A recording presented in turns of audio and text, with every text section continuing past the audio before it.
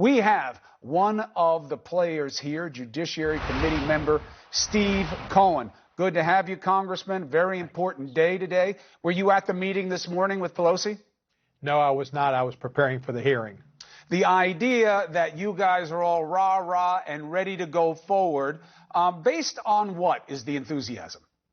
Well, the fact that the facts are clear. They're pretty much uncontroverted. There was abuse of power, there was a betrayal of the nation, and there was a corruption of the election processes, or attempt to corrupt the election processes.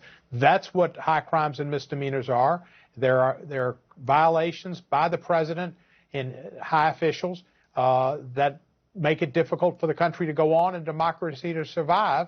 And these are exactly the type of offenses that are looked upon to show that as an impeachable offense. And I think our three experts said that they were all there, that it was as impeachable a crime or a set of facts as there ever has been, and that we needed to protect the country from foreign influence in our elections and keep our democracy, which is the basic framework of the Constitution and our government, alive by having free and fair elections.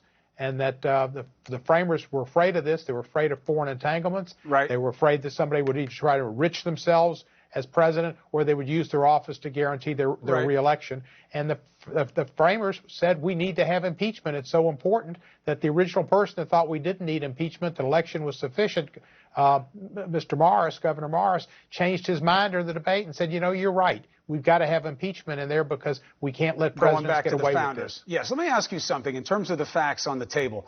Rudy Giuliani may be back over in Europe, maybe even Ukraine, doing more digging for dirt. He says, I'm here just trying to defend my client and show he is innocent. What's your take on that?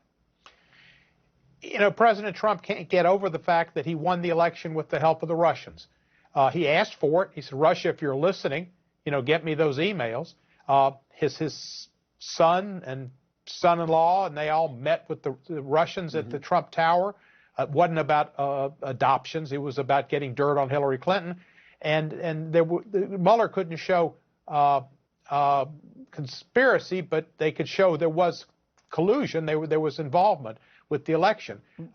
He can't get over that. Right, but so he's trying to put it off on Ukraine, which is something Russia wants to do. And Russia's put out this line, and people like Senator Kennedy and others, Senator I think it's Thune and maybe in North Carolina, they've taken it on, and they're mouthing what the KGB or There's no question about FSB that. wants you to say. There's no question about that. There is nothing to this Ukraine thing, and everybody knows it. It's just adding to the intrigue. But I'm looking at it a little differently. When we look at the forensics here and the evidence, everything runs through or leads to Rudy Giuliani in terms of understanding why this happened. Now, with that said, I don't think he's the problem. I think he's an agent for the president. But here's why I ask you the question. Do you believe that he is the president's lawyer? I think he is. I think that he's been acting as the president's lawyer. He's been acting as a kind of a renegade, self-dealing Secretary of State, but with Pompeo's authorization.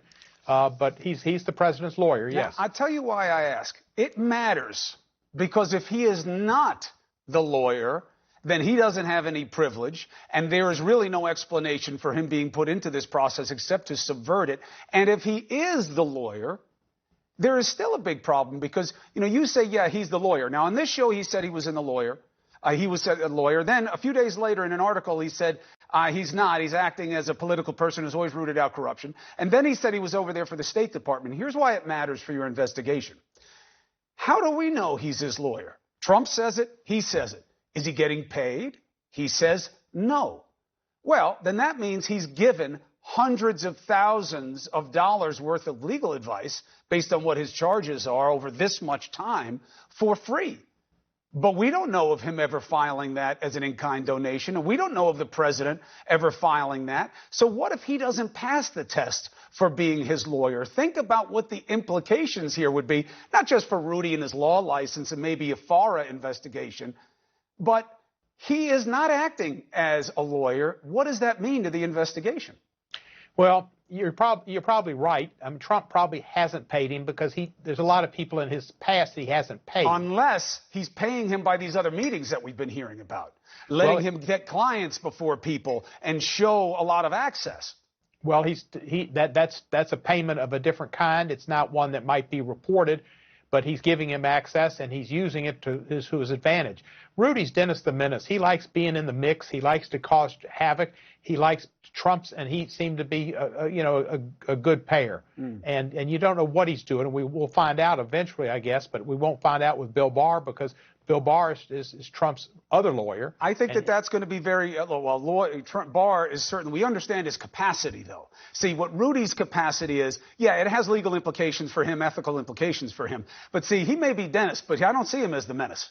I think that he was put in play by this president. And if he was put in play just as an operative, just to subvert the system and get things that he wanted done, and really in no capacity that gave him any right to any of the access he had, I think that adds a very different dimension to it. But let me ask you, with what we saw today, Congressman, that got ugly early, and you were just talking to historians. What's going to happen when you get into the meat of the matter here? How can it resemble anything like progress with zero buy-in, something we've never seen anything like, this kind of recalcitrance from the party of the president? Well, I'd like to say Chairman Nadler did a great job running the committee. He ran it firmly and fairly. And on the Democratic side, there were no recriminations against the Republicans. There were no people jumping in and trying to question Republicans' motives or trying to put them down. There were Republicans that tried to put down Democrats and put down the witnesses, questioning who they voted for. Did they give money to Hillary Clinton or Barack Obama, and questioning them a lot and putting them on the seat for things that really weren't relevant. But the Democrats, I thought, ran a very, very structured and orderly process to try to elicit facts that would show the violation of our Constitution and the need why we need to protect it so that this election, which is coming up, will not be interfered with more.